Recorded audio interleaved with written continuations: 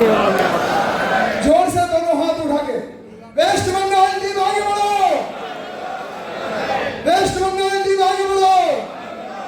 या heart pension हो या मेडिकल सुविधा हो, एक ही व्यक्ति एक ही संगठन है, उसके प्रमाण क्या है? आप कहेंगे कोई इतनी बड़ी बात क्यों कर रहे हैं आप? उसका कारण यह है कि कमांडर साहब के संगठन को भारतीय मजदूर संघ ने पूरा समर्थन दिया है। हमारे पास में उसका कागज है। To get the need of our poor pensioners, I want to say we are all poor because we are getting only 800,000 and 2,000 and 3,000 pension. So we need minimum of 7,500 rupees and DA. That's what we want to get. And our question is to our national leaders and on behalf of everybody, EPS pensioners, I appeal to our national leader to see that we will get an कृतज्ञता व्यक्त करते हैं आप सभी के प्रति। आप इतनी दूर दूर से आए हैं, आपने अपना श्रम लगाया, पैसा लगाया, समय भी लगाया। हम आपको शत नमन करते हैं, आपको वंदन करते हैं। आपके प्रति एक बार फिर कृतज्ञता व्यक्त करते हुए और कुछ बातें बहुत जरूरी है जो आपसे कहनी। तेलंगाना एंड कर्नाटका के यूनिसी प्रेसिडेंट और नेतागण और आप सबको एक बार नमन करके मैं सिर्फ दो ही शब्द बताऊंगा। आपको मालूम है हमारा संगठन कितना बढ़ चुका है, कितना बड़ा है, कितना स्टेट में हमारा संगठन कार्य चल रहा है और कितना डिस्ट्रिक्ट में हमारा यूनिसी का संगठन चालू है। ये सब मूवमेंट शुरू होना तो कलकत्ता से शुरू होना, केरला को एंड होना, ये कहावत है। और बंगाल के लोग बहुत इंटेलिजेंट, कल का तपन दत्ता जी आगे बढ़ो, हम तुम्हारे साथ हैं। रमाकांत बर्गुन से आगे बढ़ो, हम तुम्हारे साथ हैं। जय हिंद, जय भारत। जय हिंद, जय भारत। Thank you. सुलझाई नहीं। अनेक लोग जो इस स्कीम से जुड़े हैं, जो पेंशनर है, वो मर गए, थक गए, लेकिन ना किसी पॉलिटिकल पार्टी ने यह मुद्दा उठाया, ना किसी ट्रेड यूनियन ने मुद्दा उठाया। जो कामगारों का काम करते हैं, हुआ कि 20 तारीख को अगर संसद शुरू हो रही है तो उसके पहले सभी एमपीस के घर के सामने हमको डेमोन्स्ट्रेशन करना है, डरना नहीं है। वो हमारी वजह से, उनकी वजह से हम नहीं है, बराबर। और 5-10 आदमी से नहीं जाना है, 100 आदमी जाके बैठना उसके घर के सामने कि भैया तूने क्या किया, तू बता, ये इतनी बड़ी समस्या तुझे मालूम नहीं है, तू जाके प्रधानमंत्री जी को क्यों नहीं बोलता? इतने कम में थोड़ी ना पेंशन मिलती है। सरकार का आवाज भी बुलंद चाहिए, संख्या भी ज्यादा चाहिए, इसलिए बाहर तक थोड़ी आवाज जाना चाहिए कि यहाँ पर ज्येष्ठ नागरिक का क्या चल रहा है, इसलिए जोर से हो जाए। राव साहब आगे बढ़ो, हम तुम्हारे साथ हैं। सिंह सर आगे बढ़ो, नरकुल साहब आगे बढ़ो, हम तुम्हारे साथ हैं। तपन दत्ता सर आगे बढ़ो, हम तुम्हारे साथ। कलकत्ता टीम आगे बढ़ो, हम तुम्हारे साथ हैं। जय जीतेंगे, पेंशन अपनी लेके रहेंगे, लड़ेंगे, जीतेंगे, पेंशन अपनी लेके रहेंगे। सबके प्रति कृतज्ञता व्यक्त करते हुए, कमांडर साहब के प्रति कृतज्ञता व्यक्त करते हुए आपके चरणों में नमन करते हैं, वंदन करते हैं। हमारा संकल्प 100% सफल होगा, इस बात को लेकर आगे बढ़िए। थैंक यू सर, सबको प्रणाम। बहुत धन्यवाद।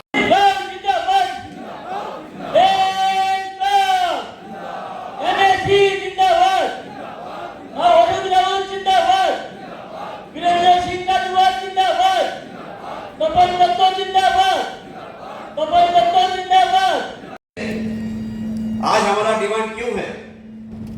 मिनिमम पेंशन 7,500 होना चाहिए, साथ में डीए होना चाहिए। तो जब मिनिमम पेंशन 7,500 होगा तो कोई रिड्यूस पेंशनर नहीं रहेगा। 4% करके रिड्यूस कर दिया। Can you imagine? जितने साल आपने नौकरी नहीं किया, इसीलिए कम। तो हमारा डिमांड इसीलिए 7,500 और साथ में डीए। डीए क्यों मांगा है? आप देखिए जो स्टेट गवर्नमेंट में है जो सेंट्रल गवर्नमेंट में है, डीए लिंक है। डीए जितना बढ़ेगा आपका पेंशन भी बढ़ेगा।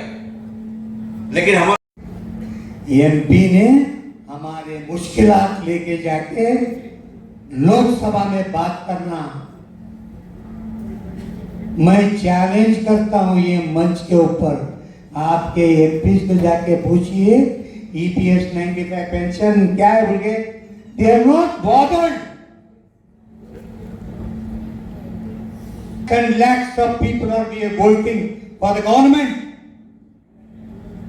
until and unless चाहे का को मयसर ना हो रोटी, उस खेत के हर कोस है गंदुम को जला दो। मैं राउत साहब से कहना चाहता हूं, 1972 से मैं जानता हूं कि पेंशनरों के लिए नियम बना, वैसे तो 52 से भी बन गया था, लेकिन 72 में जो लोग ज्यादा जाने, लेकिन उसके बावजूद जितनी भी यूनियन, दोनों हाथ उठा के मुट्ठी बांध करके नारा लगाना चाहिए, क्योंकि हमारे पास ये इसके अलावा कुछ नहीं है। कोई हम सरकार नहीं है, संगठन है हमारा। हमारे पास कोई तलवारें और बंदूक नहीं है।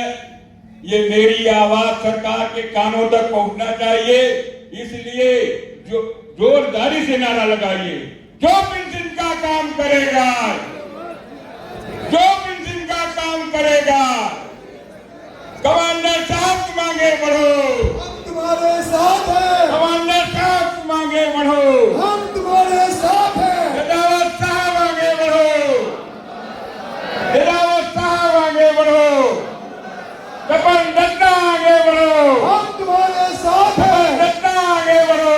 हम तुम्हारे आज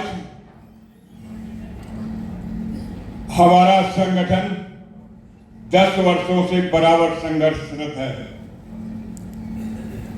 कहीं कुछ लोग ये नहीं जानते थे कि ईपीएस 95 ये क्या बला है, लेकिन हम लोगों का सौभाग्य जो कमान बहुत एमपी है इधर बीजेपी वाला को पकड़ो, मोदी के पास ले जाओ, हमारे पेंशन के लिए आप रिक्वेस्ट करो। ये रिक्वेस्ट नहीं है, हमारा डिमांड है। हम लोग जो इस स्कीम से जुड़े हैं, जो पेंशनर है, वो मर गए, थक गए, लेकिन ना किसी पॉलिटिकल पार्टी ने मुद्दा उठाया, ना किसी ट्रेड यूनियन ने मुद्दा उठाया। जो कामगारों का काम करते हैं वो ट्रेड यूनियनों ने भी इस पे बिल्कुल लक्ष्य नहीं दिया, ध्यान नहीं दिया। मेरी भाषा समझ में आ रही है? ट्रेड यूनियनों ने भी इस पे ध्यान नहीं दिया। 3 हमारे दुश्मन हैं, मैं खुले मंच से कह रहा हूं। एक तो ट्रेड यूनियन है, उन्होंने भी बुरा नहीं मानना चाहिए, बात सच है। तो हम सब लोग आप लोगों को माला पहना रहे होंगे, क्योंकि आपके आशीर्वाद से हमने मिले। एनएससी ने हमें मीडिया का कार्यभार सौंपा, क्योंकि हम लोगों के पास कोई साधन नहीं, धन नहीं, कोई हम लोगों के ऐसे सोर्स नहीं जिससे हम अपनी बात उजागर कर सके। जितने कष्ट में यहाँ के 81 लाख भारत के वयोवृद्ध लोग हैं, उनकी सुनने वाला कोई नहीं। कमांडर साहब ने एक बीड़ा उठाया है और 10 साल से संघर्ष पूरे देश भर में जारी है, और उन्हीं की वजह से लोगों को पता लगा कि ईपीएस 95 में पेंशन कम क्यों मिल रही है, कितनी होनी चाहिए और उसकी क्या डिमांड हो। और छोटा सा संगठन को लेकर इतना बड़ा संगठन खड़ा किया कि 2 बार प्रधान। कुछ लोग बोलते हैं कि मेरी फाइनेंशियल पोजीशन वीक है, कुछ लोगों की तबीयत साथ नहीं देती है, ठीक है, लेकिन जो लोग अच्छे तबीयत में हैं, जिनकी फाइनेंस पोजीशन अच्छे, ऐसे लोग तो साथ देना चाहिए कि नहीं? सही बात है कि नहीं? आप बोलो ना। तो इसीलिए मैं आपको विनती करता हूं कि आज तक अपने जो भी आंदोलन हुए वाले हैं दिल्ली में, हर स्टेट में, हर डिस्ट्रिक्ट में, वो बहुत ही सफल हुए वाले हैं। और इस आंदोलन की सरकार को मालूम नहीं है, तो अगर ये मालूम नहीं है तो फिर गवर्नेंस क्या है? इतना ही कहना चाहता हूँ। मैं प्रार्थना करता हूँ ईश्वर से कि गवर्नमेंट को सद्बुद्धि दे और हम लोगों का, बूढ़े लोगों का जीवन संवारे। इतना ही मैं प्रार्थना भी करता हूँ गवर्नमेंट से। और ये जो हमारी भावना है लोगों की, उन तक पहुँचाने का काम आज हमने यहाँ पे किया है। धन्यवाद। आज स्टेज से 60, 70, 75, 80 एज के लोग, उनका भविष्य देखते हुए आज होगा कल होगा पेंशन बोल के बेचारे दिन को 200 लोग मर रहे हैं। सरकारी आँख खोल के देखना पड़ता ना। ये माध्यम से मैं बोलना चाह रहा हूँ, वो सरकार को पहुँचा दीजिए। हम भीख नहीं मांग रहे हैं, हम जो पैसा भरे हैं वो उसका हमको बराबर पेंशन दीजिए। या और ये हमारे समाज में एक रेस्पेक्टेबल ज़िंदगी जीने के वास्ते आयशी करके नहीं, 750 रुपये जो है हस्बैंड एंड वाइफ 2 टाइम के खाना, छोटे घर में रहने के लिए हम पूछ रहे हैं। आज के दरमियान में ये भी नहीं मिले तो ज़िंदगी कैसा चलाना। आप भी बोलिए ना, ये माध्यम के लोग भी इसमें आते हैं, बड़े बड़े लोग पेंशनर्स इसमें भी है। आप माध्यम को लोग इसका सपोर्ट करना, सरकार तक हमारा मैसेज भेजना। आखिरी तक हमारी जो फेज वाइज जो हम कार्यक्रम कर रहे हैं, संकल्प ले चुके हैं। हम कलकत्ता से ही शुरू होता है हमारे कार्यक्रम। और अभी एक कार्यक्रम हमने कर रहे हैं, सीबीटी मीटिंग हो रहा है शॉर्टली। सीबीटी मीटिंग कहाँ तो भी हो तो गिराव करके मीटिंग बंद करवा देंगे, ये भी सरकार को मैसेज जाना। और कमांडर साहब ने ऑलरेडी बोल चुका है, ये कार्यक्रम सक्सेस करेंगे। हमारा पेंशन लेके ही हम मरेंगे, हम ऊपर जाएंगे। धन्यवाद। रमाकांत नरगुंद, मैं नेशनल चीफ कोऑर्डिनेटर, मैं बेंगलुरु से आया हूँ। नमस्ते।